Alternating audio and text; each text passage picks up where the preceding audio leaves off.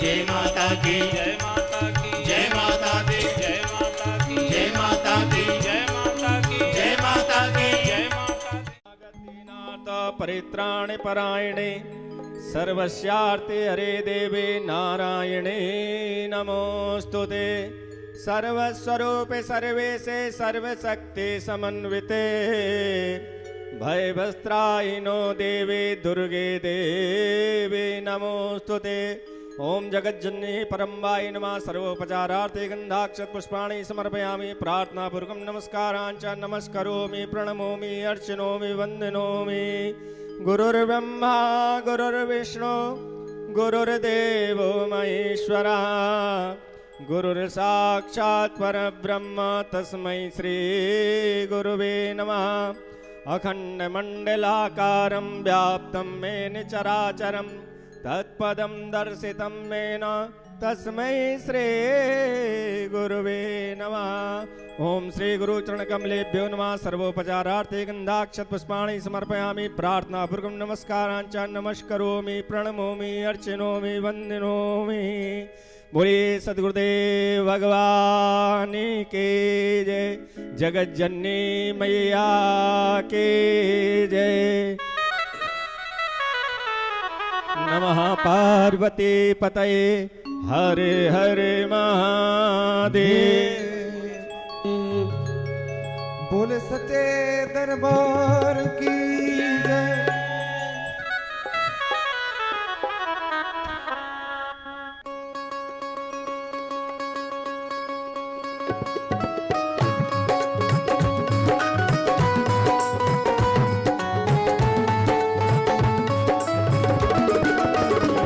रब ने पूछा मुझे तुमको क्या चाहिए, रब ने पूछा मुझे तुमको क्या चाहिए। मैंने रब से कहा मुझको माँ चाहिए, मैंने रब से कहा मुझको माँ चाहिए। रब ने पूछा मुझे तुमको क्या चाहिए, रब ने पूछा मुझे तुमको क्या चाहिए। मैंने रब से कहा मुझको माँ चाहिए, मैंने रब से कहा मुझको माँ चाहिए। जब तलक भी रहे ये मेरी जिंदगी, जब तलक भी रहे ये मेरी जिंदगी, मुझको माँ की दया और दुआ चाहिए। रब ने पूछा मुझे तुमको क्या चाहिए, रब ने पूछा मुझे तुमको क्या चाहिए। मैंने रब से कहा मुझको माँ चाहिए, मैंने रब से कहा मुझको माँ चाहिए।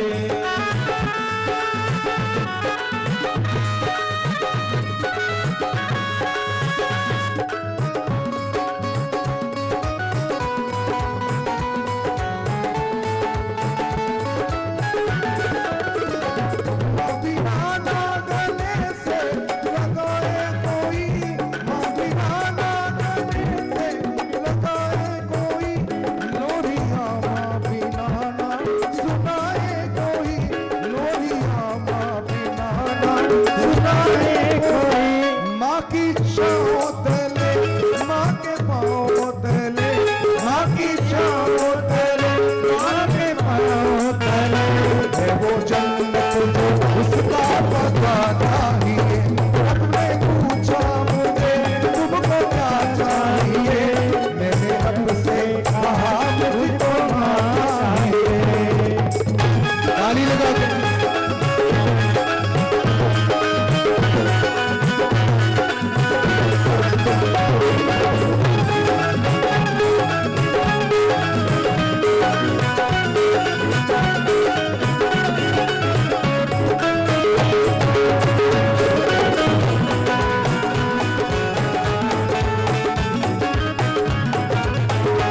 हमको भी जन्म देने वाली है माँ, हमको भी जन्म देने वाली है माँ। शाम को भी जन्म देने वाली है माँ, शाम को भी जन्म देने वाली है माँ। देवताओं को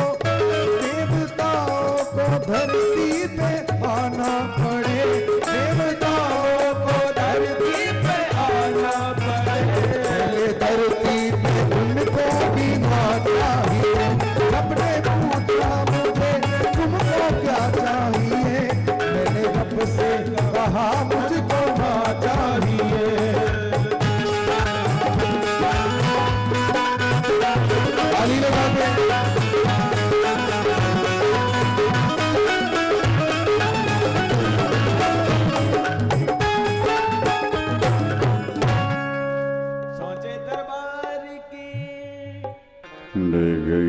श्री जनकात्मजायै नमो रुद्रेन्द्रयमानलेभ्यो नमो सुचन्द्रार्कमरुगणेभ्यः। ॐ नमः परमहंसास्वादितचरणकमलचिन्मकरन्दाय भक्तजनमानसनिवासाय श्रीरामचन्द्राय विश्वसर्गविसर्गादिनवलक्षणलक्षितम् श्रीकृष्णाक्षं परं धाम जगद्धाम नमामि तत्। नारायणं नमस्कृत्य नरं चैव नरोत्तमं देवीं सरस्वतीं व्यासं ततो जयमुदीरयेत्। गुरुर्ब्रह्मा गुरुर्विष्णुर्गुरुर्देवो महेश्वरः गुरु साक्षात् परब्रह्म तस्मै श्रीगुरवे नमः। अखण्डमण्डलाकारं व्याप्तं येन चराचरं तत्पदं दर्शितं येन तस्मै श्रीगुरवे नमः। श्री राम जय राम जय जय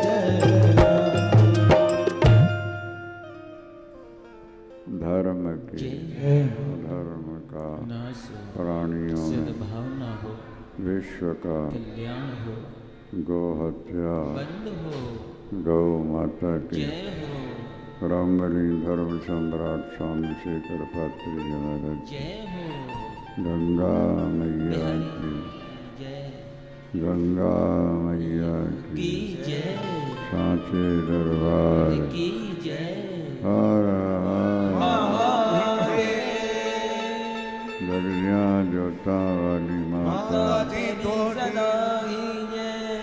बोलो सद्गुरुदेव भगवान की जय। मनुष्य का जीवन दुर्लभ है। निर्देह माध्यम सुलभम सुदुर्लभम। शास्त्र लिखते हैं कि मनुष्य का जो शरीर है ये दुर्लभ है। दुर्लभ मानुष देह। सभी ग्रंथों में भी ये बातें कही गई हैं। मानव शरीर प्राप्ति का अंतिम लक्ष्य ईश्वर की प्राप्ति है।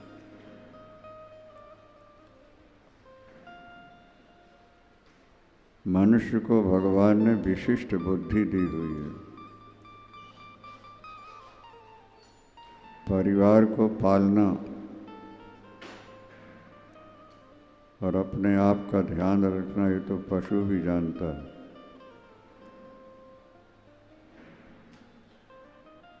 पशु को जो बुद्धि मिली है उसकी एक सीमा है। मैं और मेरा परिवार। लेकिन मैं और मेरे परिवार के आगे कुछ है, पशु को इसका बोध नहीं होता। एक सीमा है। जैसे जुगनों में भी प्रकाश है, पर उसका प्रकाश केवल उसी के काम का है, दूसरे के काम का नहीं है। क्या जुगनू के प्रकाश से आप कुछ पढ़ लिख सकते हैं? केवल उसके अपने लिए। दीपक का प्रकाश एक सीमा तक होता है, कमरे को प्रकाशित कर देना। सूर्य का प्रकाश सारे संसार को प्रकाशित करता है। बुद्धि के भी स्तर हैं। प्रकृति में 3 गुण हैं, सत, रज और तम। तमोगुण में प्रकाश जुगनू जैसा होता है,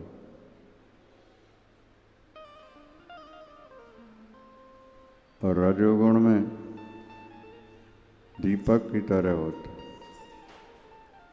सतोगुण में सूर्य की तरह होता है। बुद्धि आपकी जितनी निर्मल होती जाएगी उतनी प्रकाश का स्तर बढ़ता चला जाएगा। यदि आप ये सोचते हैं कि मैं सुखी रहूं, मेरा परिवार सुखी रहे, ये सामान्य बात है। ये भाव तो पशुओं में भी रहता है। उनके अपने बच्चे हैं, उनसे बहुत प्यार होता है, अपने खाने पीने की व्यवस्था भी वो कर लेते हैं। इसका ज़्यादा महत्व नहीं है। ब्रह्मावलोकधिषणम मुदमाप देवाहा। ब्रह्मा ने जब सृष्टि प्रारंभ की 84 लाख प्रकार के शरीर बनाए, लेकिन तई तई अतुष्ट हृदय, उनको बनाकर भी ब्रह्मा जी संतुष्ट नहीं, क्योंकि जिनको बनाया उन्होंने अपने खाने और रहने की बात ही पूछी। लेकिन जब मनुष्य को बनाया तो ब्रह्मा जी से मनुष्य ने पूछा, हम कहाँ से आए हैं, किस लिए आए हैं, हमारा कर्तव्य क्या है, और शरीर छोड़कर हमको कहाँ जाना हो। ब्रह्मा जी ने कलम तोड़ दी। इसके बाद नया शरीर नहीं बनाए। सृष्टि का उद्देश्य पूर्ण हुआ। संसार क्यों बनाया भगवान ने, बार बार प्रश्न उठता है लोगों के अंदर। भगवान ने संसार इसलिए बनाया कि जीव अनादिकाल से भवाटवी में भटक रहा, संसार में भटक रहा। ये मनुष्य बने, मनुष्य बन करके तप करे और तप करके मुझे प्राप्त कर ले, ये सृष्टि का उद्देश्य। ऋषभदेव भगवान कहते हैं, नायम देहो देह भाजान त्रिलोके कष्टान कामान अर्हते बिड़भुजांग। ये मनुष्य का शरीर कठिनाई से धन कमाकर विषयों का सेवन करने के लिए नहीं मिला। फिर पूछा गया, फिर किस लिए मिला? बोले तपो दिव्यों। मनुष्य का शरीर दिव्य तप करने के लिए मिला हुआ। तपने से क्या होगा? बोले शुद्धे दात्मा, अनादिकाल की जो मैल लगी हुई है, तपने से वो जल, जैसे लोहे में मोर्चा लग गया है, उसको आग में तपाओ तो मोर्चा जल जाती है। अतप्त तनुर न तदामोष्णते दिवम। जिसने ईश्वर के लिए अपने को तपाया नहीं, ऐसा व्यक्ति ईश्वर को पाने का अधिकारी नहीं होता। अतप्त तनुर न तदामोष्णते दिवम। तपो। 12 कैरेट का सोना है, उसको 24 का बनाना है, तो तपाओ उसको। तपेगा, मैल झड़ जाएगी, खोट जल जाएगी, 24 कैरेट का हो जाए। यही तरह अनादिकाल से जो व्यक्ति से पाप हुए हैं, वो गोदाम में जमा, यहाँ तपोगे वो जल जाएंगे। पर ब्रह्म सौख्यम अनंतम, फिर उनको ब्रह्म सुख, अनंत ब्रह्म सुख की प्राप्ति। एक गुलर नाम का पेड़ होता है, उसमें फल लगते हैं। उस फल के अंदर 25 मच्छर की तरह पंखियां होती,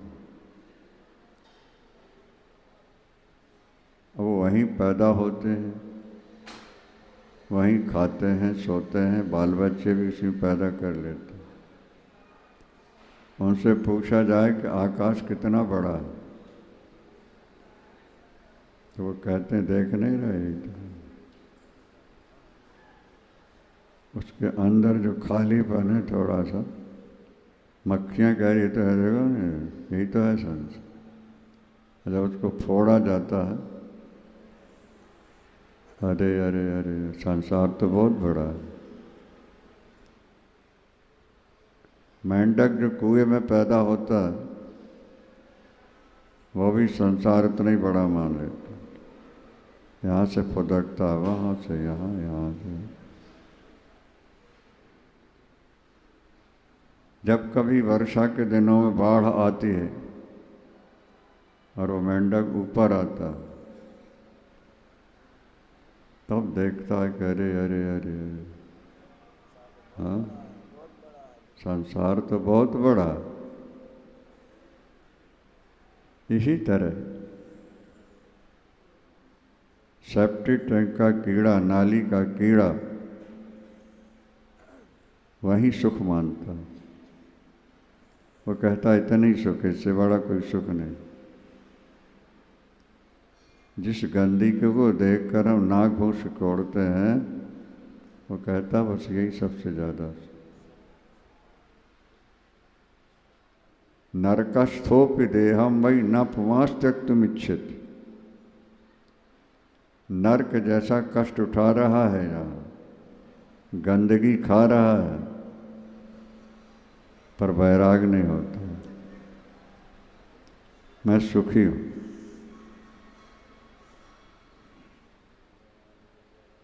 सुअर से नारद जी ने कहा बैकुंठ चलो, कहता अकेला नहीं जाऊंगा, सपरिवार। बोले परिवार सहित चलो। ये खाना मिलेगा वहाँ के नहीं मिलेगा? क्या गंदी बात सोच रहा है तो? ये गंदी वहाँ, अरे वहाँ तो अमृत है। बोले फिर हम पोस्टपोन करते हैं। जब हमारा खाना हमें नहीं मिलेगा वहाँ, तो हम जाके करेंगे क्या? हम नहीं जाएंगे। सुअर को गंदगी खाने में जो आनंद मिल रहा है, सुअरनी को बच्चे पैदा करके दूध पिलाने में जो आनंद मिलता है, वो अपने आप को राज रानी जैसा सुख मानते। ये प्रभु की माया शक्ति है। एक सीमा में बांध देते हैं गुण, बस इतना ही है, इतना सुख काफी है। औपस्य जहिवम बहुमन्यमाना कथम विरज्येत दुरंत मोहा। रसना और वासना का सुख पाके बहुमन्यमाना अपने बहुत सुखी मान। रसना और वासना कथम विरज्येत दुरंत मोहा, प्रभु की माया शक्ति है, एक केंद्र में बांध देती। जब कभी संयोग से सत्संग मिलता है और उनके बताए मार्ग पर जब जी चलने लगता है, रजोगुण तमोगुण समाप्त होता है, सत्व गुण जब आ जाता है, तो बुद्धि में विकास हो जाता है। हाँ, महीने 2 महीने से लालटेन का शीशा साफ नहीं किया गया, तो ज्योति तो जला ही रही है ना, तो प्रकाश कहाँ तक जाएगा? वहीं तक रहेगा। और जब शीशा साफ कर दिया जाता है, तो प्रकाश चारों तरफ। इसी तरह तमोगुण ये अंधकार रूप है। रजोगुण में थोड़ा सा प्रकाश है, सत्व गुण में जाकर के पूर्ण प्रकाश हो जाए। और तब उसको लगता है कि अरे मैं तो अंधेले में भटक रहा था। ऋषभदेव भगवान कहते हैं आदि पारसनाथ, वो कहते हैं कि ये सुख तो पशुओं को भी मिल जाता है। नायन देहो देह भाजा नृलोके कष्टान कामान अर्हते बिड भुजांग। बिड माने बिष्टा। मैला खाने वाले जानवरों को भी पति पत्नी का सुख मिलता है, बच्चों का सुख मिल जाता है। और अगर तुम उसी में रमे रह गए तो वो बिष्टा भोजी कुत्ते सुअर से आगे कहाँ गए तुम? जो कार्य जानवर कर लेता है और वही काम हम करते रह गए जिंदगी भर, तो हम में और जानवरों में अंतर क्या रहा? हमें आगे बढ़ना है, सोचना है कि ये जीवन किस लिए मिला है। वही रोटी, वही सब्जी, वही रात, वही दिन, वही पति, वही पत्नी, वही पैसा, वही पुत्र। नया क्या है? क्या चबाए को चबा रहे हो, चूसे को चूस रहे हो, भोगे को भोग रहे हो। क्या दिनमपि रजनी सायं प्रातः शिशिर वसंतौ पुनरायाता काला क्रियते गच्छत्यायु तदपि न मुंचत्याशा पायु। भज गोविंदम भज गोविंदम गोविंदम भज मूढ़मत। दिनमपि रजनी सायं प्रातः। सुबह हुआ, शाम हुई, रात आई, फिर सुबह हुआ, दिन हुआ, शाम हुई, रात आई, फिर दिनमपि रजनी सायं प्रातः। वही दिन, वही रात, वही भोजन, वही पत्नी, वही पति, वही बच्चे, वही खाना पीना। लेकिन बुद्धि ऐसी कुंठित हो गई है कि उतने में ही वो अपने आप को सुखी मानता रहता है। मुझे बड़ा सुख मिल रहा है, पर कितने दिन का है सुख? जब विवेक जागता है, पानी केरा बुलबुला असमानुष की जात, देखत ही छिप जाएगा ज्यों तारा परभात। धन यौवन यूं जाएगा जिहविद उड़त कपूर, नारायण हरि भजन कर क्यों चाटे जगधूत। बिना विवेक के वैराग नहीं होता। ऋषभदेव भगवान के 100 पुत्र थे। तुम्हारे तो 1 या 2 ही होंगे ना। तुम्हारे पास 2-4 अरब रुपया होगा। उनका तो पूरा एशिया का राज्य था उनके पास। 100 पुत्र हैं, एशिया का राज्य है, और पत्नी मृत्युलोक की नहीं है, स्वर्ग की है। देवराज इंद्र की पुत्री जयंती उनकी पत्नी बनी हुई। स्वर्ग में बुढ़ापा नहीं आता ना भाई, सदा जवानी रहती। 16-18 वर्ष, 20 वर्ष। स्वयं का शरीर भी दिव्य था, फिर भी लंगोटी लगा के राज बेटों को दे के जंगल जा रहे हैं। पिताजी, इससे बड़ा कोई सुख होता है क्या? मृत्युलोक के 4 सुख माने गए। प्रथम सुख है निर्मल निरोगी काया। समझ रहे हो नहीं? पहला सुख क्या है? निरोगी काया, शरीर में कोई रोग नहीं। दूसरा सुख क्या है? घर में हो माया, रोटी की चिंता न हो। महाभारत में लिखा है 2-3 दिन के बाद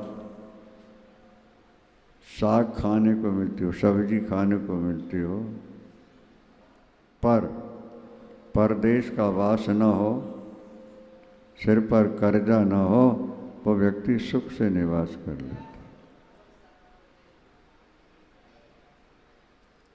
द्वितीय तृतीय चांदी शाकम पचत वही ग्रह अंधणेचा प्रवासी तो सवारी चरम। पत्नी वो मिली है जो वृद्ध होने नहीं, स्वयं का शरीर इतना सुंदर है जो देखने वाले भी आकर्षित होते हैं। 100 बेटे हैं, एशिया का राज्य।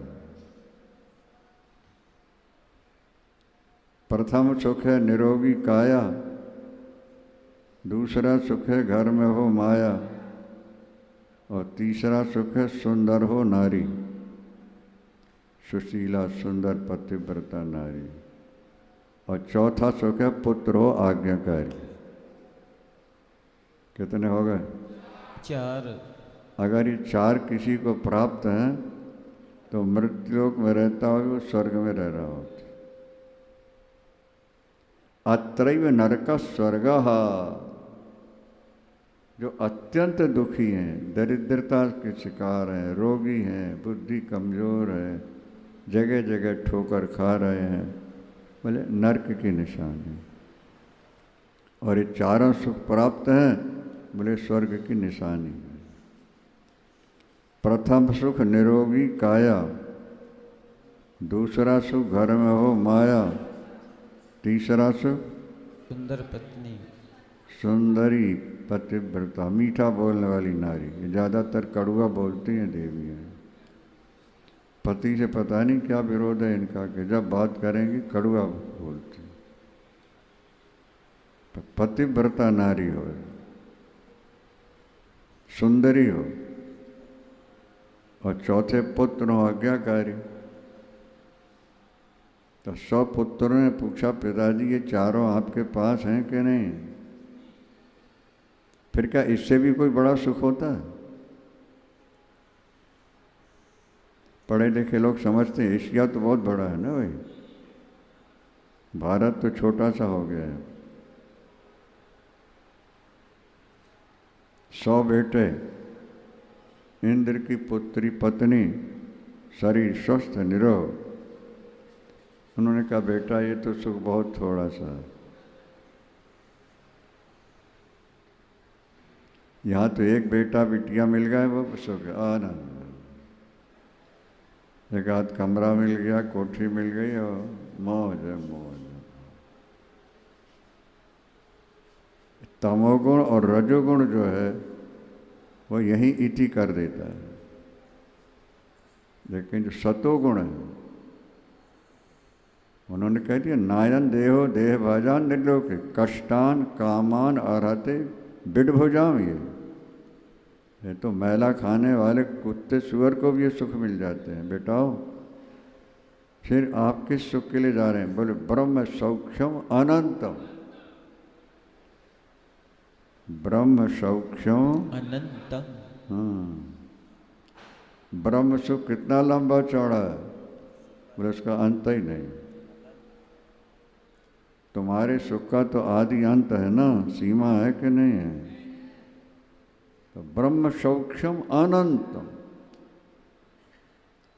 वो गुरु गुरु नहीं, ऋषभदेव भगवान कहते हैं। वो स्वजन स्वजन नहीं, वो पिता पिता नहीं, वो माता माता नहीं, वो पति पति नहीं, जो मृत्यु से तुम्हें बचा न ले। वही हमारा गुरु है जो उससे मिलने का रास्ता दिखा दे। वैसे गुरु तो अनेक होते हैं, एक मंत्र दे दिया गुरु हो गए जिंदगी भर के लिए, लेकिन शास्त्र में लिखा कि पुराणों का ज्ञाता ही वास्तविक गुरु होता है। हे भगवान की जय। ये शिव पुराण है। खाली मंत्र दे देना ये तो सामान्य जीव भी दे देंगे, तुम राम राम जपो, हरे कृष्ण जपो, पर जो शास्त्र के ज्ञाता होते हैं वो तुम्हें सही रास्ता दिखा सकते। तो ऋषभ देव जी कहते हैं कि वो पति पति नहीं जो परमात्मा से मिला न सके, वो गुरु गुरु नहीं जो सन्मार्ग न दिखा सके। इसलिए बेटाओ अब मैं तो जा रहा हूँ, और जंगल में जाके लंगोटी भी फेंक दी उन्होंने, दिगंबर हो गए। अब कल्पना करो तुम्हारे एक बेटा बेटी या उसी में मरे पड़े हो, फंसे पड़े हो, उसी का चिंतन तुम्हारे द्वारा हो रहा। ये क्या जीवन है? सत्संग करो, विवेक जगाओ, विवेक जागेगा तो फिर वैराग्य हो जाएगा, वैराग्य होगा तो प्रभु से अनुराग हो जाएगा, अनुराग होगा ईश्वर की प्राप्ति होगी, मानव जीवन तुम्हारा सफल हो जाएगा। भगवान की विवेक के लिए सत्संग की महती आवश्यकता है। बिनु सत्संग विवेक न होए, बिनु सत्संग विवेक न होए, राम कृपा बिनु सुलभ न सोए, आस विचारी जोई कर सत्संगा, राम भगति ते सुलभ बिहंगा,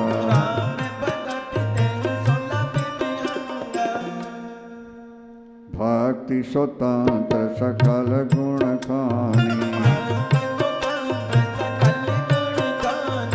बिनु सत्संग न पावै प्राणी,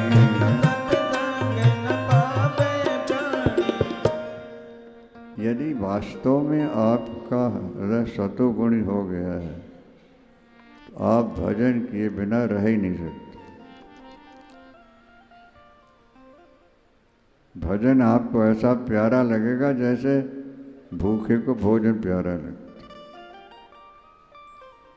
और ये ईश्वर से मिलने का सीधा रास्ता है। एक बात हमने कही, लोगों को बहुत अच्छी लगी, वो ये मान लिया जाए ऐसा गुरु तुम्हें मिला जिसने भी भगवान का दर्शन नहीं किया,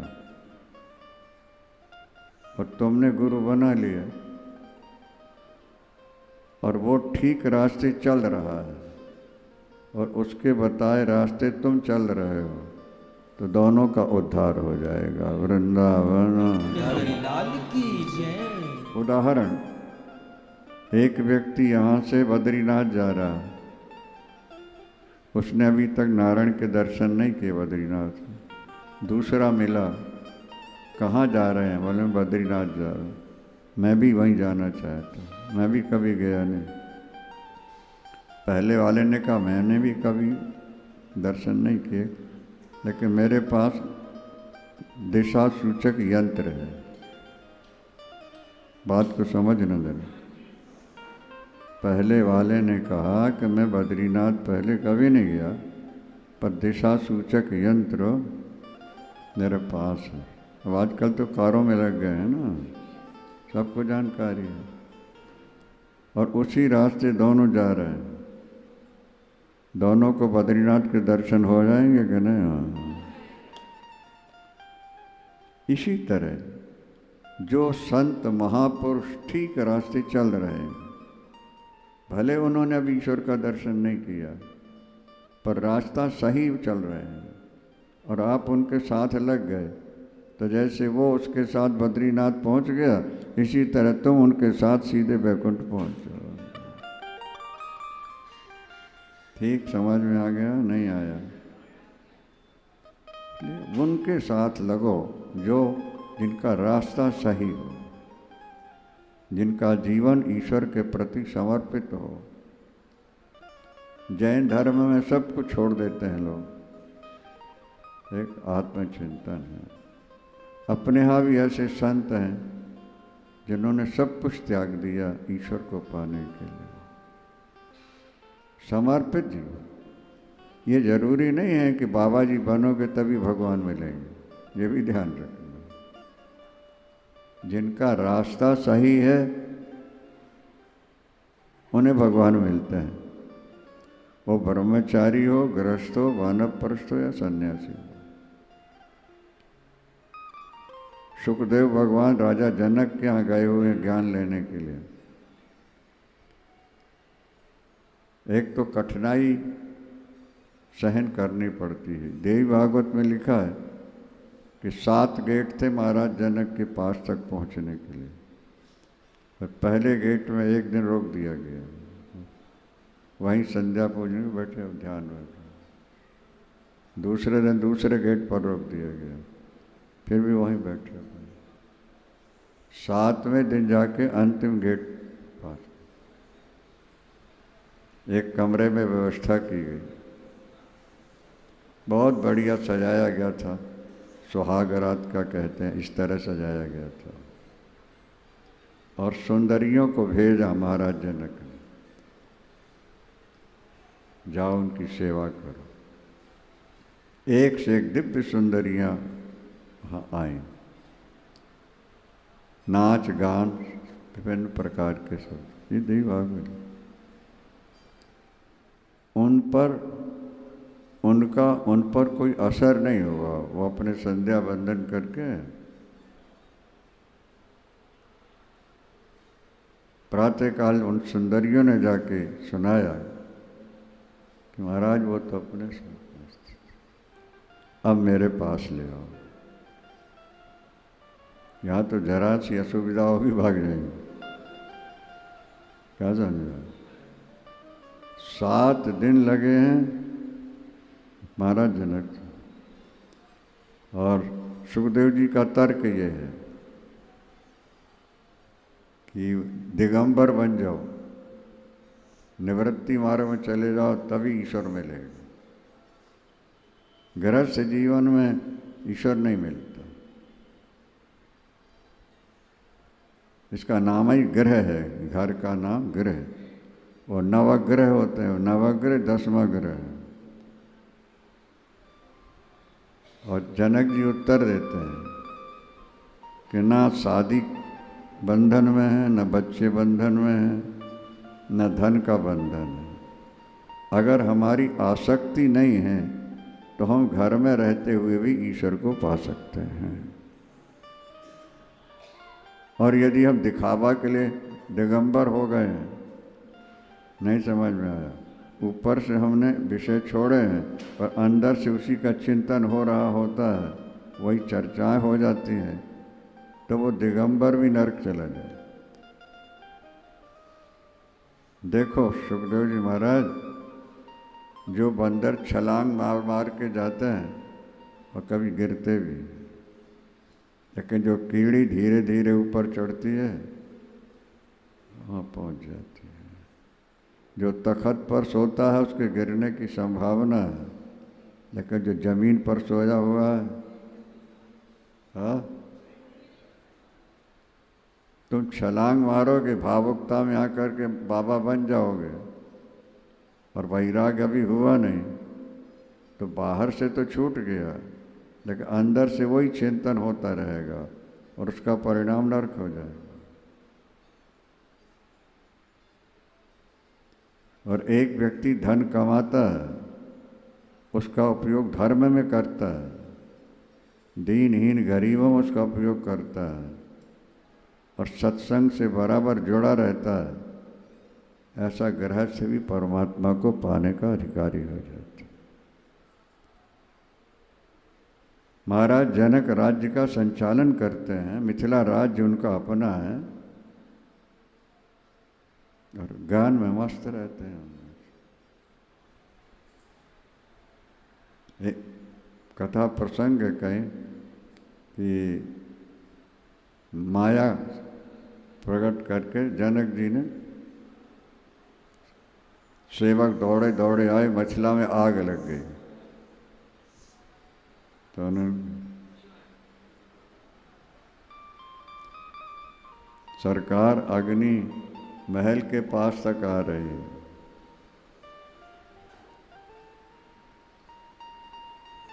आग महल में लगने जा रही है। तो जनक जी ने उत्तर दिया, मिथिलायाम प्रदग्धायाम न मे किंचित प्रदह्यते।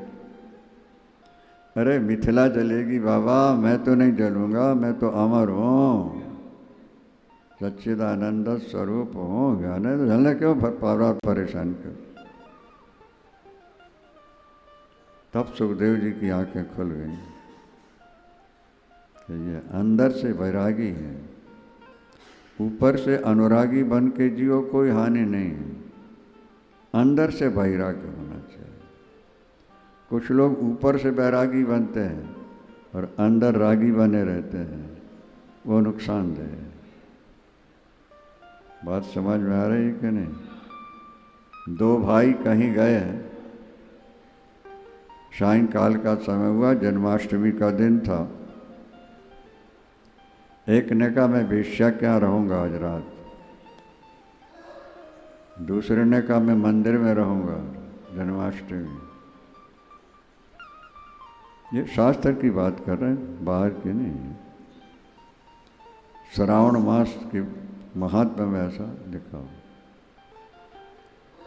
जो वेश्या के यहाँ गया, जब नशा उतर गया, पागलपन उतर गया, तो बैठे बैठे रोने लगा, हाय हाय पैसा ना होता तो मैं यहाँ ना आता, तो ये गलत काम ना होता, मेरा भाई मंदिर में बैठा होगा, कीर्तन हो रहा होगा, नाच गा रहे होंगे, हे प्रभु मुझे क्षमा कर, मैं अपराधी हूँ, पापी हूँ। जो मंदिर में बैठा है वो सोच रहा मेरे पास पैसा होता तो मैं भी वहीं जाके रहा, आज वो ऐसे रह रहा होगा, ये वो सब मन में गलत बात है। उसका मन यहाँ है और इसका मन, तो जो मंदिर में था वो नर्क गया है और जो वेश्या के यहाँ गया था वो, ये शास्त्र की। आपकी मनस्थिति क्या है? यदि आपका मन घर में रहते हुए भी ईश्वर से जुड़ा हुआ है तो घर आपको बांध नहीं सकता। भागवत में साफ लिखा है, मायाम वर्णतो मुष्यो ईश्वरस्यानुमोदिता शरणवतः श्रद्धया नित्यम मायात्मा न मोह्यते, मायात्मा न मोह्यते।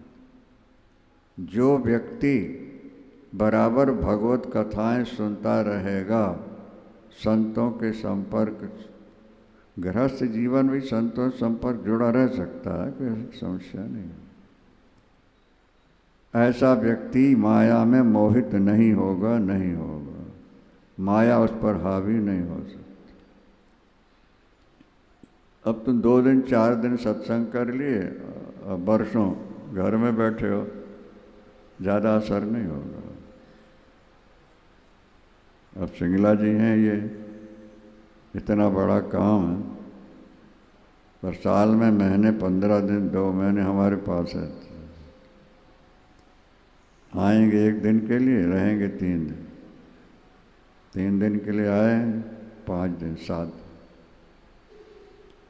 अभी ट्रस्ट की मीटिंग थी वृंदावन, और भी लोग आए थे, सुबह होते ही भाग गए, और ये 3 दिन वहीं बैठे।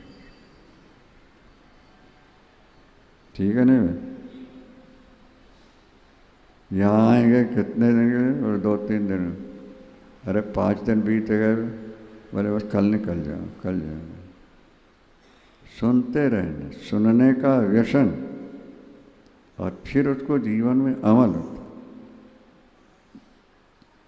एक दिन बोले आपका संपर्क न मिला होता तो मैं भ्रष्ट हो सकता था। क्यों? शराबियों का ही ज़्यादा संग होता है। ऑफिसर जो होते हैं होटलों में बुला के बैठ के बोले तो आप मिल गए, सत्संग मिल गया, इसलिए मैं बच गया। को न कुसंगति पाए नसाई, कुसंग से कौन नहीं बिगड़ जाते हैं, और कहीं न सुसंग बड़प्पन पावा, और सत्संग पाके कौन नहीं सुधर जाते हैं। ध्यान देना, सांचे दरबार के। इसीलिए भाई सत्संग करते रहो, संतों से जुड़े रहो। आजकल तो विज्ञान ने ऐसी तरक्की कर दी है, रास्ता चलते भी कथा सुन सकते हो, ऑफिस में बैठे भी सुन सकते हो, हर जगह आप सुन सकते हो। ये विज्ञान का चमत्कार है। पहले लोग ज्ञान प्राप्त करने के लिए जंगलों में जाते थे, साधु संतों की बहुत सेवाएं करते थे, तब उनको ज्ञान मिलता था।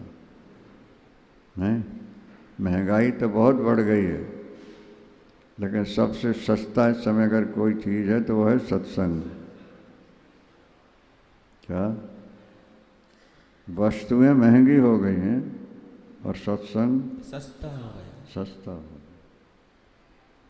और इतना सस्ता सौदा भी आज लोग नहीं खरीद पा रहे, उनके लिए धिक्कार।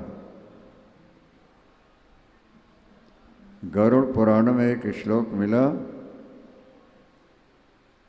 गरुड़ जी भगवान नारायण से कहते हैं, प्रभु संतों से और आपके श्रीमुख से मैंने सुना कि जो व्यक्ति प्रभु का नाम जपता रहता है वो नरक तो जा ही नहीं सकता। और मैं देख रहा हूँ कि हजारों लाखों रोज लोग नरक में जा रहे हैं। ऐसे जीवों को लाख बार धिक्कार।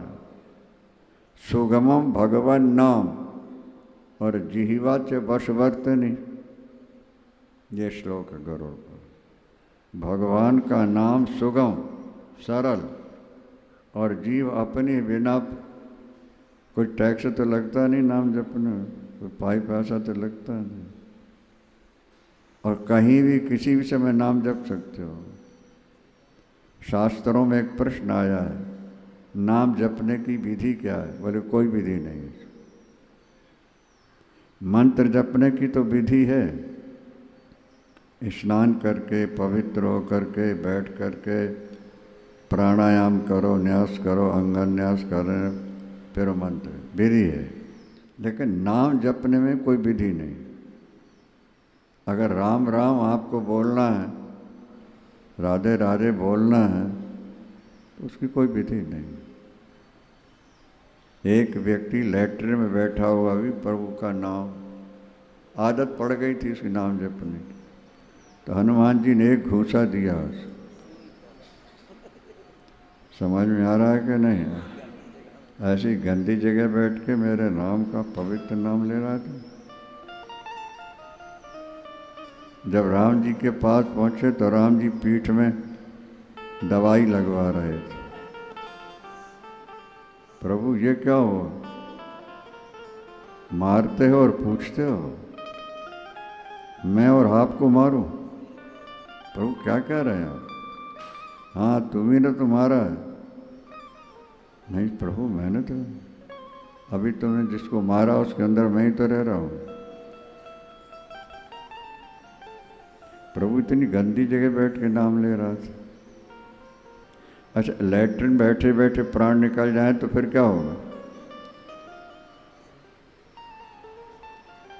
नहीं समझ में आ रहा। लैट्रिन में बैठे प्राण निकल जाए, तुम नाम नहीं जप रहे हो, तुम प्रभु का ध्यान नहीं कर रहे। आजकल तो बड़े लोग लैट्रिन में भी मोबाइल लेकर के बैठे हो संसारी चर्चा सुनने करने के।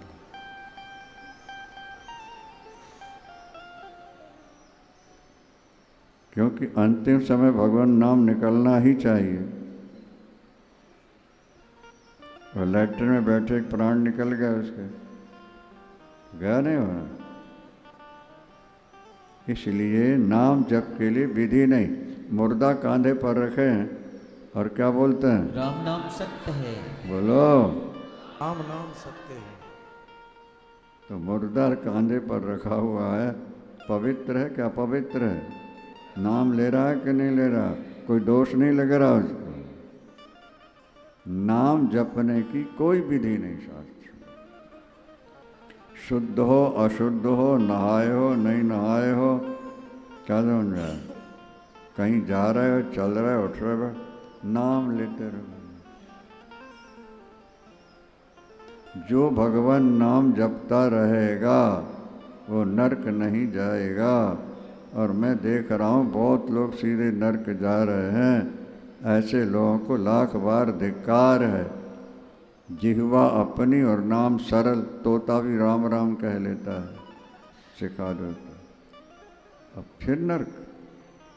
कहने का अभिप्राय सिर्फ इतना ही है कि सत्संग करोगे तो अपने आप से सब क्रियाएं होने लगती, भजन होने लगते। अनेक बार तो हम सुनाई चुके हैं आप सबको कि भाई सुराई में दो छिद्र होते हैं, एक ऊपर होता है, दूसरा गले के पास होता है। ठीक है नहीं? जानकारी है कि नहीं है? अच्छा, ऊपर से आप जल भरो और जब गले तक भर जाएगा तो, और जब गले वाले छिद्र से निकलने लगे तो क्या समझोगे? भर गई। हाँ, सुराई भर गई ना। तो देखो, कान तुम्हारे ऊपर है, मुंह थोड़ा नीचे है। इस कानों से जब भगवान को भरोगे तो मुख से प्रभु का नाम निकलने लगेगा। समझ लेना कि भगवान श्याम रामचंद्र भगवान की। नहीं, पहले इससे भरो, जब इससे भरोगे तो फिर इससे निकलना चाहिए। एक भजन सुना दो।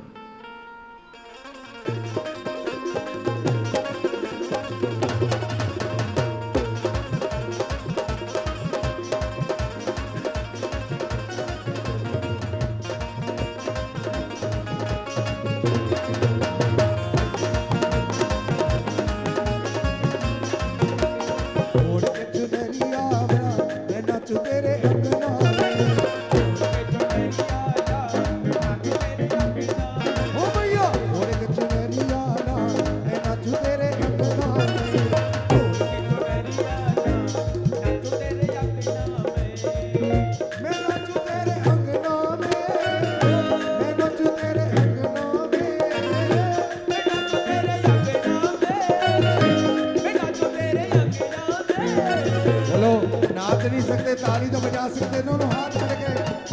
ओढ़ के चुनरिया लाल, मैं नाचूं तेरे अंगना में।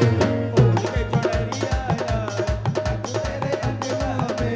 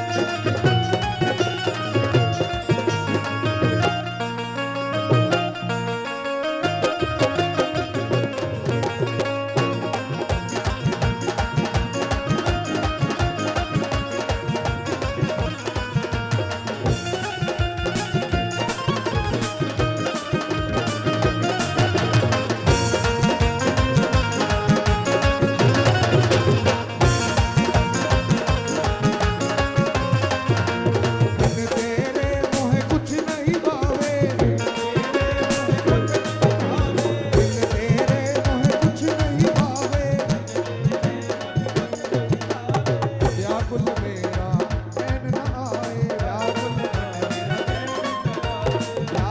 मन मेरा चैन न आए। ओ मेरे भी संकट टाल, मेरे भी संकट टाल, मैं नच तेरे अंगना में। ओढ़ के चुनरिया लाल, मैं नच तेरे अंगना में। ओ भैया ओढ़ के चुनरिया लाल, मैं नच तेरे अंगना में। ओढ़ के चुनरिया लाल, मैं नच तेरे अंगना में।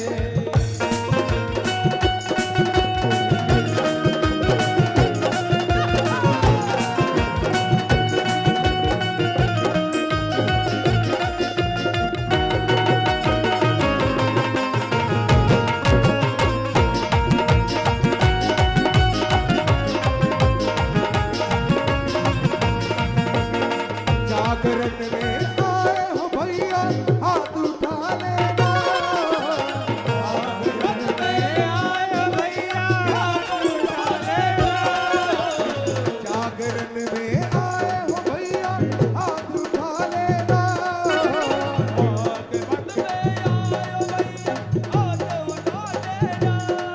अरे हे भैया जी मेरा ताली लगा लेना। अरे हे भैया जी मेरा ठुमका लगा लेना।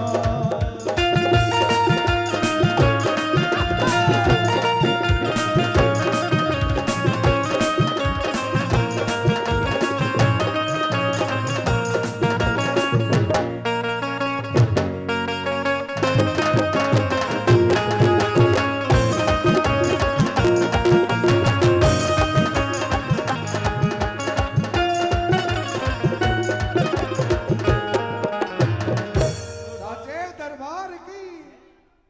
एक बार ब्रह्मा जी भगवान नारायण के पास पहुँचे, देखा तो भगवान नारायण ध्यान कर रहे थे।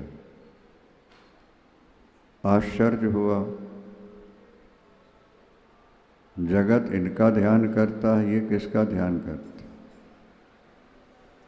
हाथ जोड़े खड़े रहे, नेत्र खोले, अरे ब्रह्मदेव पधारे हैं, आओ विराजो। कब आगमन हुआ? प्रभु काफी समय से आया। आपका ये ध्यान देखकर मैं आश्चर्य कर रहा था, सारा संसार आपका ध्यान करे और आप भी किसी का ध्यान करें, ये बात तो कुछ समझ में नहीं आ रही। नारायण जी ने कहा, देखो अगर बेटा है तो माँ जरूर होगी। साचे दरबार की। बिना माँ के बेटा कहाँ से आ जाएगा? हम और आप रुद्र अगर हैं तो हमारी माता कोई जरूर होगी, और वो आद्या शक्ति पराम्बा भगवती दुर्गा है। वही हमारी माता है। मणिद्वीप उनका निवास है। हम और आप सब उन्हीं के अधीन हैं। हम जो भी कार्य करते हैं उसमें शक्ति लगती है कि नहीं लगती है? बोलो भाई। तो हमारे आपके अंदर जो शक्ति है वो आद्या शक्ति ही तो हमारे अंदर विराजमान है। उनके द्वारा ही हम करते हैं।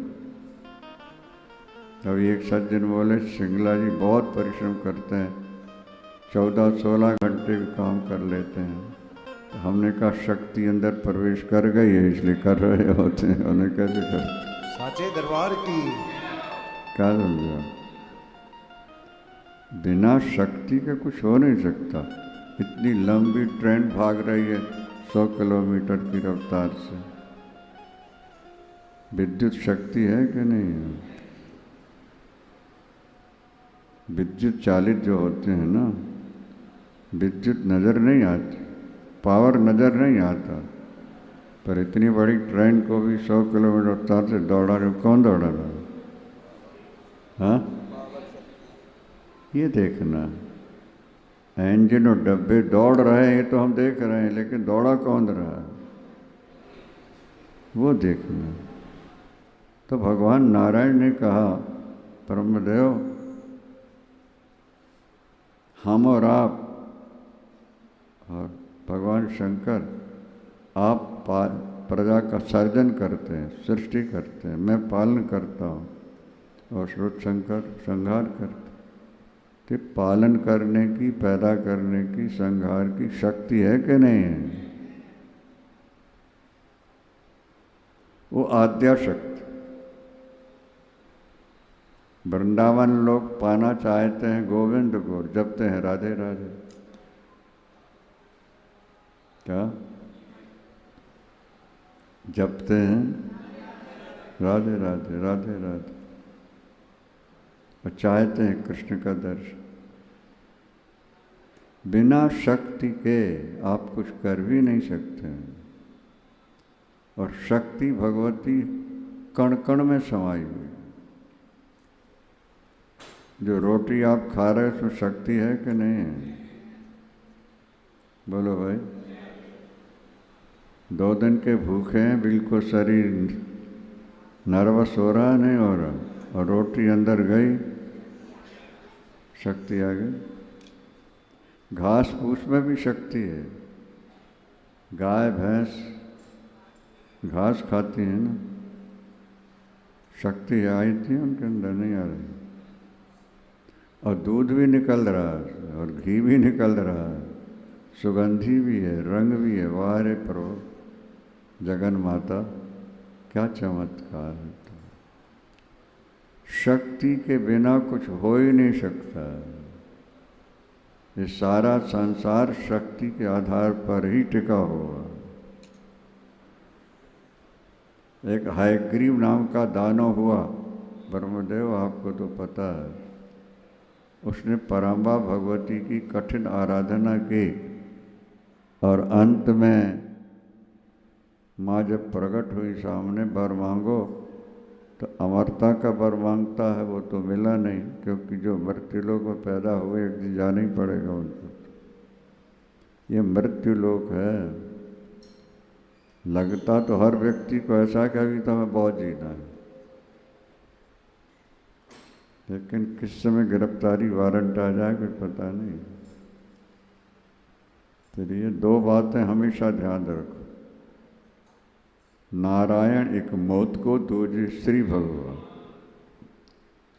मृत्यु और ईश्वर किसी भी समय प्राण निकल सकते। कबीरदास जी कपड़े बुनते हैं तो यंत्र में धागा डालते हैं, दूसरे लोग तो फूंक मार के पार कर देते हैं, ये ऐसे ही डालते रहे।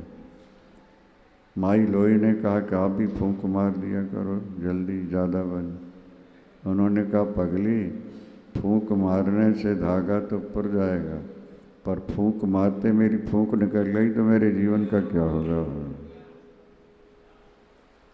समझ में आ रहा है कि नहीं? फूंक मारूंगा ना, धागे बहा जाएगा, और उसी से मेरी फूंक निकल जाए तो मैं तो वही काम करूंगा जिसमें प्रभु का स्मरण होता है, अर्थ काम करता है, ईश्वर को छोड़कर नहीं। अभी रोहतक में कथा थी, बुद्धिजीवी लोग बहुत आए हुए थे। भागवत में लिखा है कि मनुष्य है मछली और परमात्मा है जल। क्या? हरिर्हि साक्षात भगवान शरीरिणाम आत्मा झसानामिव तोयमीप्सितम्। आत्मा झसानामिव तोयमीप्सितम्। जैसे मछली जल के अंदर रहकर ही खाती पीती सोती बाल बच्चे पैदा करती है, जल से अलग होकर नहीं। इसी तरह जीव ईश्वर के अंदर ही रह रहा है, उन्हीं के द्वारा ही जीवित हो। न प्राणेन ना प्राणेन जीवो जीवति कश्चनो इतरेण तु जीवन्ति यस्मिन् नेतामुपाश्रतो कठोपनिषद। जीव जो जी रहा है वो ईश्वर के आधार पर जी रहा है। जब जीव इस बात को स्वीकार कर ले कि मेरे लिए परमात्मा जल है और मैं उसकी मछली हूँ, जैसे मछली जल के अंदर ही सारी क्रियाएं करती है। अरे महाराज, भागवत में, महाभारत में लिखा है कि मछली का जल से इतना प्यार है कि सोते समय भी नेत्र खोले रखती है। यही एक ऐसा जानवर है जो सोते हुए भी आँख खोले रहते। आंखें खोले रहते। तुम भी वैसे बनो, तुम्हारी हर क्रिया के साथ परमात्मा जुड़ा होना चाहिए। सब्जी तुम 10 प्रकार की बनाओ, पर नमक तो सबके साथ जुड़ा होना चाहिए। तुम्हारी हर क्रिया ईश्वर से जुड़ के होने लगेगी, फिर तुम्हें जंगल जाने की, बाबा जी बनने की जरूरत भी नहीं पड़ेगी। यह ध्यान रखिए। पूज्य गुरुदेव सुनाया करते थे कि जब किसी को संग्रहणी का रोग हो जाता है, जो खाता वैसे ही निकलता है, तो उसको कल्प कराते हैं। कहीं तो छाछ का कराते हैं, कहीं दूध का कराते हैं। तो उसको प्यास लगे तो दूध पिएगा, और भूख लगे, स्नान करना है तो दूध से नहाएगा, लैट्रिन जाना है दूध लेके जाएगा, नहीं तो वहाँ पानी रहेगा वो पी। प्यास जोर की लगती है ना। माने शरीर की यावत क्रियाएं दूध से ही हो। छाछ से किया तो छाछ से ही होती है। इसी तरह जब तुम्हारा जीवन, तुम्हारी हर क्रिया भगवान से जुड़ के होने लगेगी, तुम्हारा बेड़ा पार हो जाएगा। इस संतों का साचे दरबार की संसारी सुख देखकर भूलना नहीं है। ये तो 4 दिना की चांदनी फिर अंधेरी रात। बहुत लंबा रास्ता है आगे भी।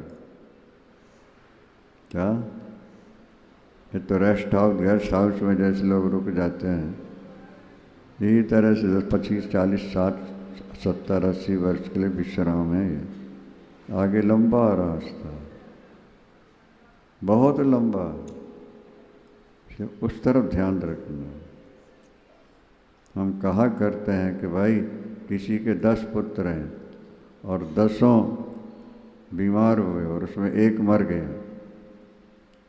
अब माता पिता मरे को बैठ के रोएंगे कि जो 9 तड़फ रहे हैं उनका इलाज करेंगे? बोलो भाई। समझदार माता पिता मरे के लिए बैठ के रोएंगे या जो तड़फ रहे हैं उनके लिए दवा दारू करेंगे? मरा तो मरा ही गया ना, और भी तो मरने को थे, उनको संभालो। इसी तरह वर्तमान में जो हो रहा है वो तो हो ही रहा है। आगे रास्ता बहुत लंबा है, बहुत लंबी यात्रा करनी है। इसलिए भविष्य का ध्यान रखते हुए जियोगे तो तुम्हारा लोक परलोक दोनों बन जाए। वर्तमान में जियोगे तो भविष्य बिगड़ जाएगा, और भविष्य का ध्यान रखते वर्तमान में जियोगे तो वर्तमान भी सुधरेगा और भविष्य भी सुधर जाएगा। ब्रह्मा जी से नारायण सुना रहे हैं, हयग्रीव ने अंत में वर मांगा कि मेरी ही शक्ल का कोई मुझे मारे। घोड़े का मुंह है ना उसका, हयग्रीव जो दानव है उसका घोड़े का सिर है, तो घोड़े का सिर कौन बनाएगा? इस आधार पर उसने फिर बहुत अत्याचार किया, बहुत अत्याचार। दुखी होकर देवता मिलकर भगवान नारायण की शरण गए। नारायण सो रहे, दैत्यों से लड़ते लड़ते धनुष में डोर बंधी है ना, तो उसी का तकिया बना लिया नारायण ने। डोर पर ही सिर रख के थोड़ा विश्राम कर रहे। देवताओं ने बहुत प्रार्थना की, आंख नहीं खुली। बमरी नाम का एक कीड़ा होता है, उससे कहा कि तुम डोर काट दो। उसने कहा सोते को जगाना वैसे ही पाप होता है, फिर ऐसा मैं करूं तो मुझे क्या मिलेगा? बोले हवन करते जो सामग्री बाहर गिर जाती है वो तुम्हारा भाग हो। जो सामग्री हवन स्वाहा करते बाहर गिरी, फिर उसको आग हवन में नहीं डालना, तुम्हारा भाग। बमरी कीड़ा जैसे दीमक होती है ना आज की भाषा में, उसने धागा डोर काटी, डोर कटी और गले में लपटी, नारायण के सिर कट के अलग हो गया। हाहाकार मच गया। ये नारायण जी ब्रह्मा जी को सुना रहे हैं, मेरा सिर कट गया, हाहाकार। हम तो अपनी रक्षा के लिए प्रार्थना कर रहे थे और जो जगत पिता कई सिर चला गया, अब क्या संसार का क्या होगा। कोई शरण नजर नहीं आई, फिर भगवती माँ की आराधना की। लंबे प्रसंग हैं सब, माँ प्रकट हुई, माँ ये सब क्या हो गया, अभूतपूर्व है। नारायण का सिर कट के चला गया। माँ ने कहा मेरी क्रिया सदा मंगल के लिए होती, आपके समझ में ना आए अलग बात है, बाकी ईश्वर का हर विधान जीव के मंगल के लिए होता है। समझ में आ रहा है कि नहीं आ रहा है? ईश्वर का हर विधान जीव के मंगल के लिए, जीव के मंगल के लिए होता है। समझ में नहीं आ रहा किसी के सिर कट गया क्या? तब भगवती ने बताया, देवताओं हयग्रीव दानव है, हयग्रीव ही मार सकते हैं, इसलिए ब्रह्मदेव आप तो शिल्पी हो, इनके घोड़े का सिर लगा। 24 अवतारों में हयग्रीव नाम आता है ना भाई, याद है? तो इनके धड़ में जोड़ा, नारायण उठ के बैठे, देवता पुष्प वर्षाए बाजे बजाए सांचे दरबार की जय।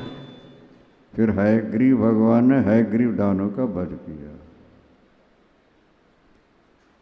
वर्तमान की प्रतिकूल प्रक्रिया से प्रतिक्रिया से हम थोड़ा घबरा जाते हैं, पर शास्त्र कहते हैं कि वो तुम्हारे सुहृद हैं। परमात्मा हर जीव के फ्रेंड हैं, मित्र हैं, स्वार्थ रहित मित्र हैं। क्या?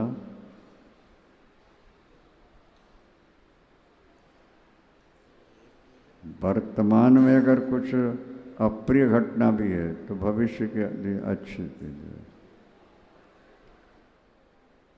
है। एक माता अपने बच्चों को लेकर डॉक्टर के यहाँ गई, कहीं फोड़ा ओड़ा हो गया था पैर में। डॉक्टर ने कहा बहन इसको जल्दी ऑपरेशन करा दो, नहीं सेप्टिक हो जाएगा।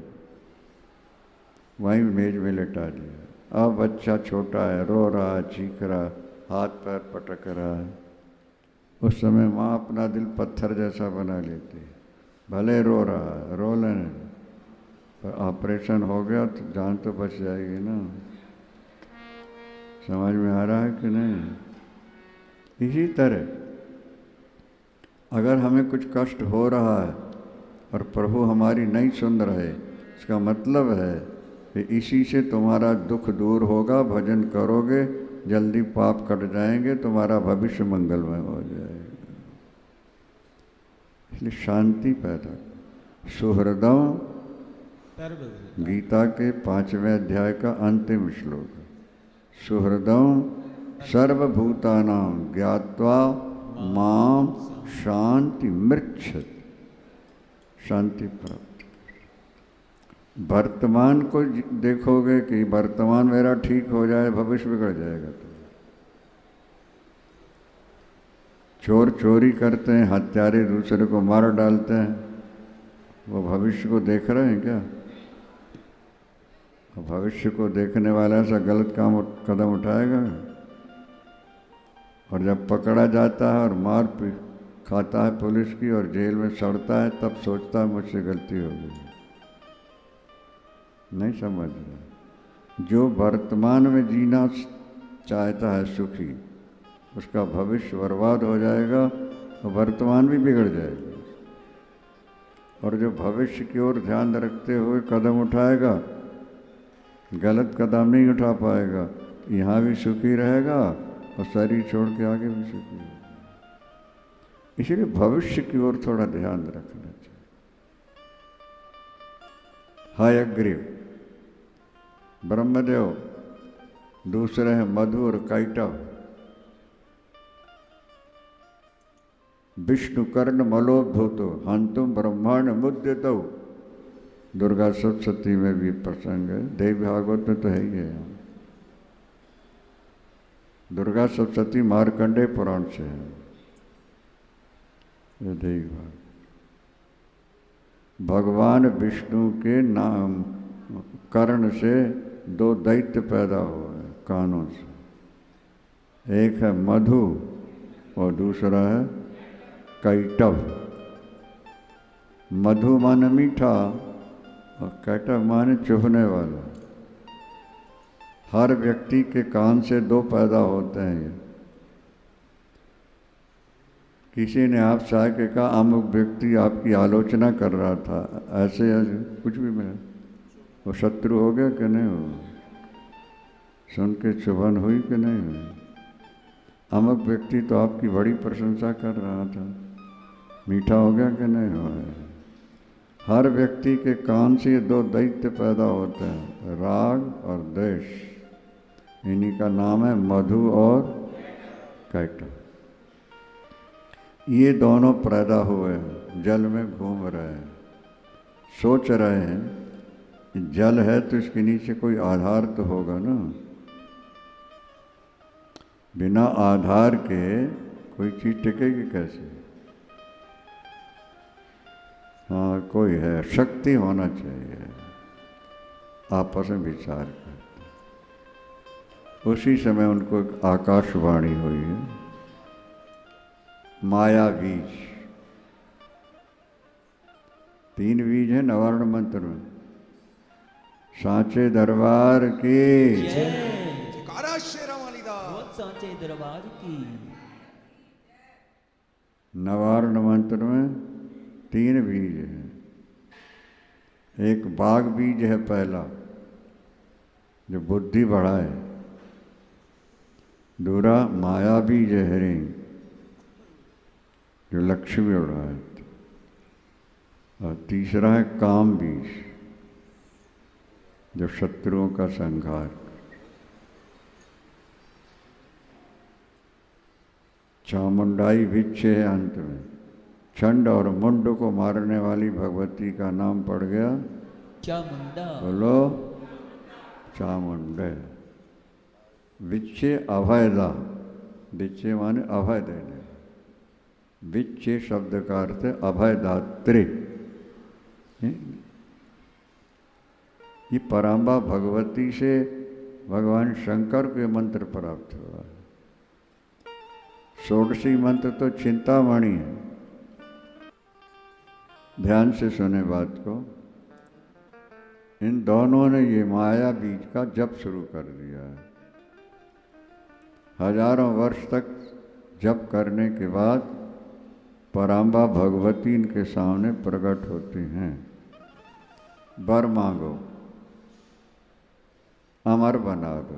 दैत्य जितने हैं बस पहला बार यही मांगते हैं, अमर बना दो, हम मरे नहीं। अरे ये तो पुराना कपड़ा है भैया, पुराना कपड़ा बदलोगे, नया पहन लोगे। वाशांसी जीर्णानि यथा विहाय नवानि गहनाति नरोपराणि। इस शरीर से ज़्यादा प्यार नहीं करो, ये तो किराए का मकान है। इसकी सार्थकता इतने में है कि इसके माध्यम से आप ईश्वर को पा सकते हो। बाकी शरीर।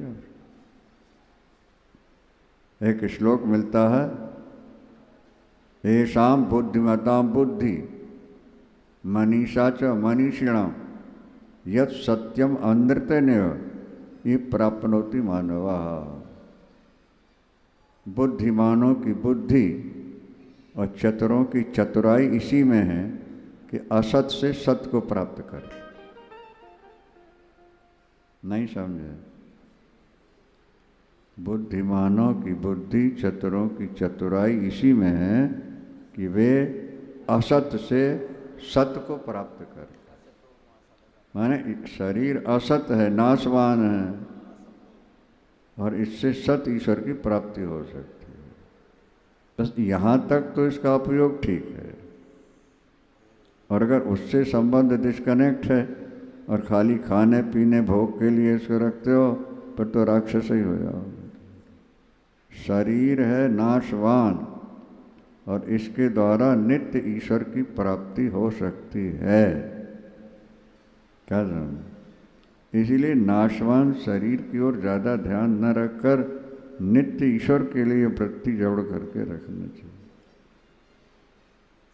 हम धन कमाने के लिए कितना कष्ट उठाते हैं, तो उसे पाने के लिए अब हम पाठ करते निकलते हैं, लोग चाहते हैं बात कर लें तो ऐसा लगता है जैसे बासमती चावल में कंकड़ आ गए हों बीच।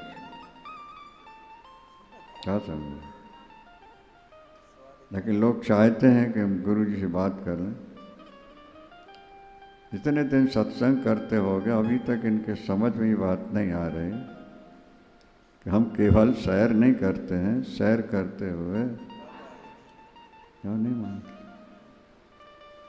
जितनी देर बात करेंगे उतनी देर के लिए नाम कट गया नहीं, पाठ कट गया कि नहीं,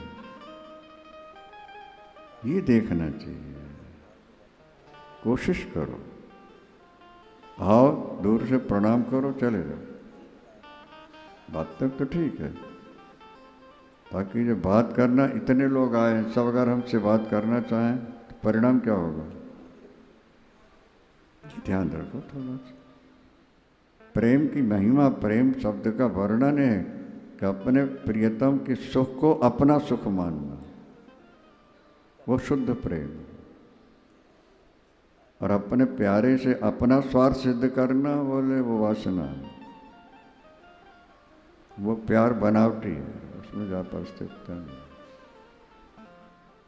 हम 2 घंटे यहाँ बैठकर आपसे बातें कर रहे हैं, नहीं कर रहे हैं? अरे बोलो ना भाई, अभी पेट नहीं भरा तुम्हारा, अकेले में बात करनी, पागलपन है। एक एक क्षण आपका कीमती है, एक एक क्षण, एक एक श्वास, तेरा एक एक श्वास हीरा मोती, ये व्यर्थ गंवाने के काबिल नहीं है। काबिल नहीं। निरंतर चलता रहे, अभ्यास। अमरता का वरदान मांगा, माने का संभव नहीं है, तो फिर हमको स्वेच्छा मृत्यु वरदान दे। स्वेच्छा मृत्यु क्या समझ में आया? नहीं, जब हम चाहें तब मरें, स्वेच्छा मृत्यु। हाँ, दे दी। इस आधार पर फिर उन दोनों ने बहुत अत्याचार किया।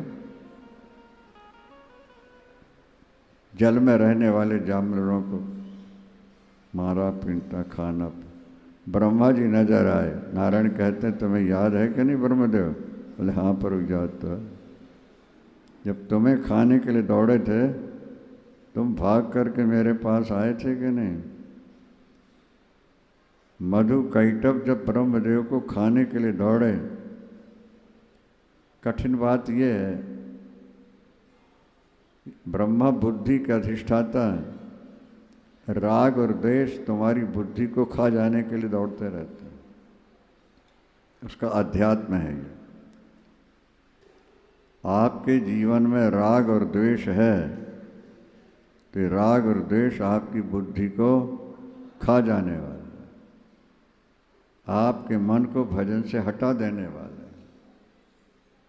इसीलिए किसी से राग नहीं, किसी से द्वेष नहीं। कबीरा खड़ा बाजार में सबकी मांगत खैर, न काहू सो दोस्ती न काहू सो वैर। न काहू सो वैर। ये जीवन होना चाहिए। मधु कैटभ ब्रह्मा को खाने चले। ब्रह्मा सरस्वती के पति है ना भाई, समझ में आ रहा है कि नहीं? सरस्वती भी हंस पर है ना, ब्रह्मा भी हंस पर पत्नी है। वो ये हमारी बुद्धि को खा जाए।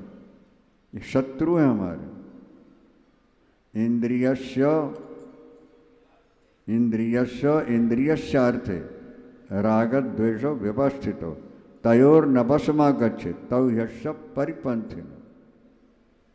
भगवान कहते राग और द्वेष ये लुटेरे हैं, लुटेरे तुम्हें लूट रहे हैं। परिपंथी लुटेरों को कहते हैं।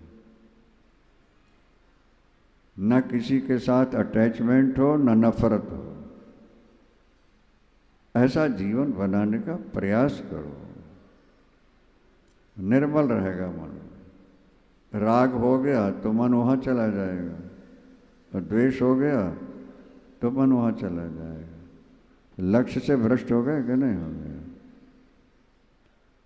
आपकी एक इंद्रिय भी अगर गलत है तो पूरे जीवन के लिए खतरा है। क्या समझा? वायुर्नाव मीमां भसी, जैसे नौका चल रही है और हवा प्रतिकूल चली तो नौका को दूसरे तरफ ले गई। इसी तरह एक इंद्रिय भी तुम्हारी गलत है तो मन को अपनी ओर खींचेगी, मन बुद्धि को अपनी ओर खींचेगा, तुम्हारा जो लक्ष्य है वो बिगड़ जाएगा। इसलिए न किसी से राग न किसी से द्वेष, न्यूट्रल। देखो भाई, कार अगर गियर में फंसी है और तुमने एक्सीलेटर दबा रखा है या ब्रेक दबा रखा है, तब भी वो तब तक खड़ी रहेगी जब तक पैर हटा नहीं। जरा पैर ढीला हुआ नहीं, और न्यूट्रल गियर में है तो कितने एक्सीलेटर आप दबाते रहोगे, वही की वही। तो न्यूट्रल जीवन होना चाहिए, न राग न द्वेष, खुला। काम करना मना नहीं है, यहाँ तक कि संतान पैदा करना भी मना नहीं। उद्देश्य पवित्र होना चाहिए।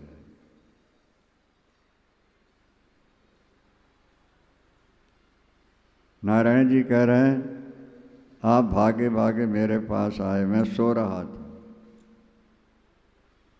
आपने स्तुति की मेरी स्तुति की, मैं जागा नहीं। आप समझ गए कि निद्रा के वश, निद्रा भगवती का रूप है। या देवी सर्वभूतेषु निद्रा रूपेण संस्थिता। नमस्तस्यै नमस्तस्यै नमस्तस्यै नमो नमः। तुम स्वाहा तुम स्वधा तुम ही वसटकारा, स्वधा तुम अक्षरे नित्य निधा मात्रा विकासिता अर्धमात्रा सिता नित्यम यानुच्चार्य विशेषता। त्वमेव संध्या सावित्री त्वम देवी जननी पर रात्रि सूक्त। आप मंत्र बोल के सामग्री डालते हो। स्वाहा, ये अग्निदेव की दो पत्नियां हैं, स्वाहा स्वधा। जब देवता का नाम लेके स्वाहा करोगे, स्वाहा नाम की देवी उसको सीधे और देवता के पास पहुंचाते। इदमन्नम ते स्वधा, पितर को देना है, उनका नाम लेके इदमन्नम इधर जलम तस्मई स्वधा वो लेके। और जैसे सैकड़ों गायों में बछड़ा अपनी माँ को ढूंढ लेता है, और आपका मोबाइल भी, दुनिया भर के फ़ोन चालू हैं, लेकिन आपका नंबर जाकर के जो उसको पहुँच जाता है, नहीं पहुँचता है। यही तरह जब आप स्वाहा बोलते हैं तो देवता के पास, तुम स्वाहा तुम सदा तुम ही वसटकारा स्वरात्मिका सुधा तुम अक्षरे नित्य अर्धमात्रा ज्ञानचार्य विशेषता। तुम ही स्वाहा हो और तुम ही स्वधा। माँ कृपा करो। भगवान विष्णु भी जब आपके अधीन हैं, आपके कारण वो हिलडुल भी नहीं रहे, तो हम और किसकी शरण में जाएं? आद्या शक्ति माँ, हम आपकी चरणों में शरण हैं। जैसे बादल हटते हैं, चांद दिखने लगता है, इसी तरह निद्रा देवी हटी शरीर से और भगवान उठकर बैठ गए। नाचे दरबार की जय। ब्रह्मदेव कैसे पधारे? संकट है, ये मुझे खाने लिए आ रहा है। मैं पुकार रहा था, मैं निद्रा के वश में था। पराधीन हुए कि नहीं हुए? बोलो भाई। निद्रा के वश में, किसी के वश में हो जाना पराधीनता है कि नहीं है? मैं निद्रा के वश में था, इसलिए नहीं पाया। अब सुनाइए, बोले इन्हें मारिए। 5000 वर्षों तक युद्ध चलता रहा। क्या? 5 वर्ष सहस्राणी बाहु प्रवरणो व्यो। मधु और कैटभ के साथ नारायण जी का 5000 वर्षों तक युद्ध चला, मारे नहीं गए। मैं थक गया हूँ भाई, थोड़ा विश्राम करने दो। नारायण पराजय स्वीकार कर लो, मधु कैटभ ने कहा। पराजय तो मैं स्वीकार नहीं करूँगा। तुम 2 हो, बारी बारी से लड़ ले, तो एक लड़ता एक लड़ सकता, तो वो लड़ता भाई। मैं तो अकेले ही हूँ ना, मुझे थोड़ा विश्राम करो। अच्छा कर, विश्राम करो, या तो लड़ो या पराजय स्वीकार करो। अब भगवान नारायण सोचने लगे, 5000 वर्ष लड़ने के बाद भी जब इनको हम नहीं मार सके तो आगे कैसे मार पाएंगे? क्या करें? आद्या शक्ति पराम्बा भगवती का स्मरण करें, वही सहयोग देकर इनको मरवा सकती हैं। साचे दरबार की जोर से बोलो जरा। जयकारा शेरोमणि दा। साचे दरबार की। माँ भगवती का स्मरण किया, माँ भगवती प्रकट हुई हैं। नारायण, क्या बात माँ, ये देखो ना, 5000 वर्ष बीत गया है। अच्छा, मैं मरवा देती हूँ। लोहे से लोहा कटता है, सोने की आरी से लोहा नहीं कटेगा। क्या? माया है अविद्या और भगवती है विद्या।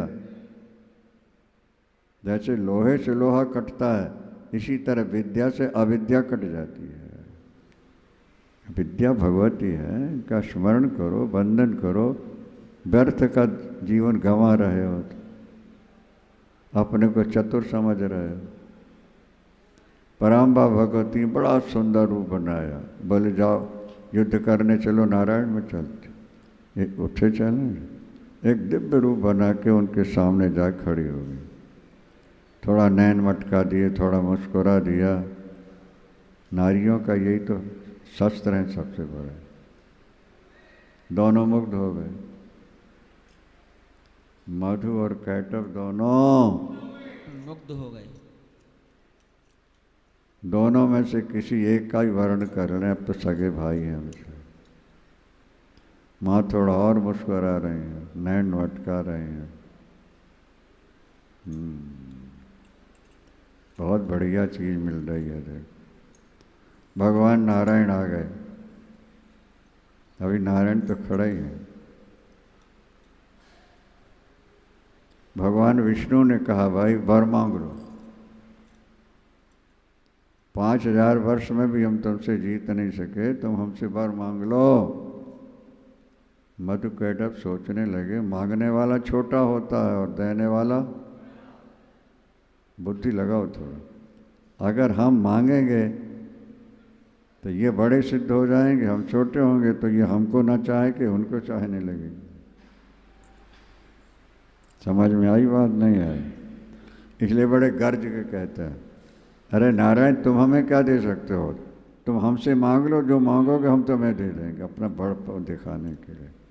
नारायण ने कहा, हमारे हाथों मर जाओ। बोलो वृंदावन बिहारी लाल साचे दरबार की। अब तो रह गए हक के भक्त, फंस गए जाल में। सोचते हैं हाँ नारायण ठीक है, लेकिन हमारी एक शर्त है। क्या? हम गीले में नहीं मरेंगे, सूखे में मरेंगे। हाँ, जल ही जल था ना, उसे पृथ्वी तो थी नहीं ना। इसका अध्यात्म यही है। गीला राग जो है ना, गीला है, नहीं समझे? अब राग से राग नहीं मरेगा, ये तो बैराग होगा तब राग मरेगा ना। गीला और सीखा ये। भगवान विष्णु जल के ऊपर बैठ गए, आके देखो मेरी जांघें कैसी है। देखा दोनों सूखी है। कमल का पत्ता जैसे गीला नहीं होता, भगवान के गीले नहीं होते। दोनों गोद में दोनों के सिर रखे, सुदर्शन से काट दिया। देवता पुष्प वर्षाए, बाजे बजाए। सांचे दरबार की। वही आद्या शक्ति का मैं ध्यान कर रहा था। शेष चर्चा कल। एक भजन, आरती, प्रसाद। ओढ़ के चुनरिया लाल मैं नाचू तेरे अंगना में।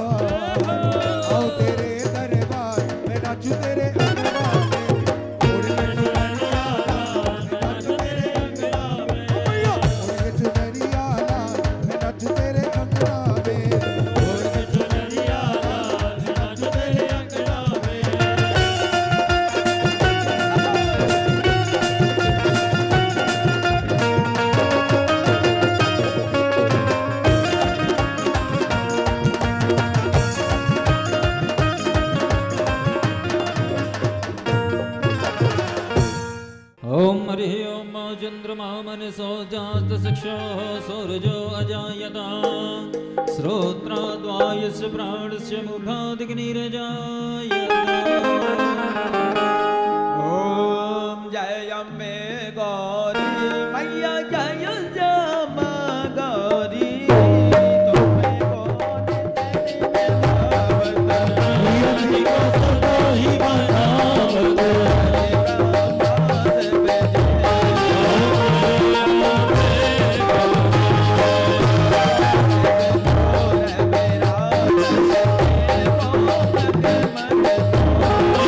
Happy